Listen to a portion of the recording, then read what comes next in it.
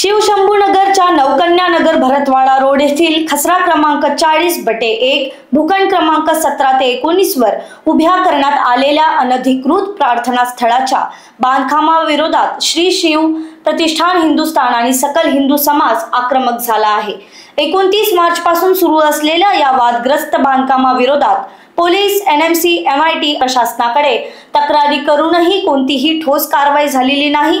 उलट शांततापूर्ण तक्रार करण्यावरच गुन्हे दाखल केल्याचे आरोप प्रतिष्ठानाने केले आहे, ज्यामुळे पूर्व नागपूरमध्ये तणावाचे वातावरण आता तयार झाले आहे। संघटनेने 10 सप्टेंबर पर्यंतची मुदत देऊनही या मुद्द्याकडे दुर्लक्ष केल्यामुळे आता तीव्र आंदोलनाचा इशारा प्रशासनाला देण्यात आला आहे। जर यापुढे यावर कारवाई झाली नाही आणि काही अनुचित प्रकार घडला तर त्याची सर्व जबाबदारी प्रशासनाची असेल, असा स्पष्ट आणि थेट इशारा श्री शिव प्रतिष्ठान हिंदुस्थान यांच्याकडून त्र्यंबक बंटी आमधरे यांनी पत्रकार परिषदेत दिलेला आहे। जय श्रीराम, मी त्र्यंबक आमधरे, मला बंटी नावाने ओळखतात। शिव प्रतिष्ठान हिंदुस्थानचा धारकरी आहे। नागपूर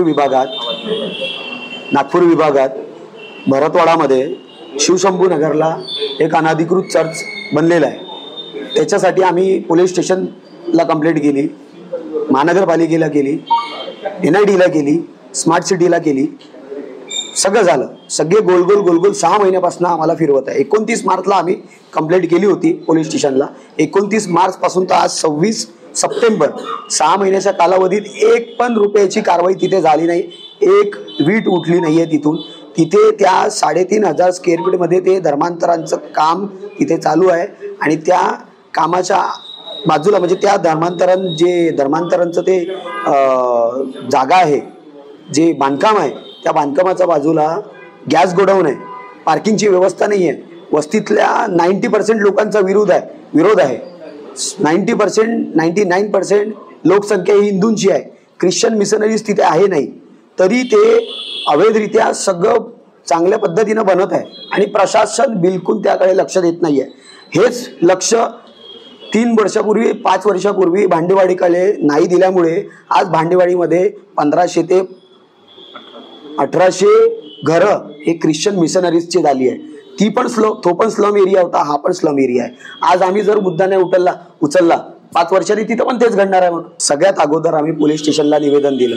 पोलीसवाल्यांनी सांगितलं आमचा हा विषय नाही, NMCचा विषय आहे। NMCला निवेदन दिलं, NMCने म्हटलं आमचा हा विषय नाही, NITचा विषय आहे। NIT कडे निवेदन दिलं, NITने म्हटलं आमचा हा विषय नाही, स्मार्ट सिटीचा विषय आहे। स्मार्ट सिटीने म्हटलं की हा आमचा विषय नाही, हा महानगरपालिकेचा विषय आहे आणि महानगरपालिकेने पुन्हा या स्मार्ट सिटीकडे पाठवलं।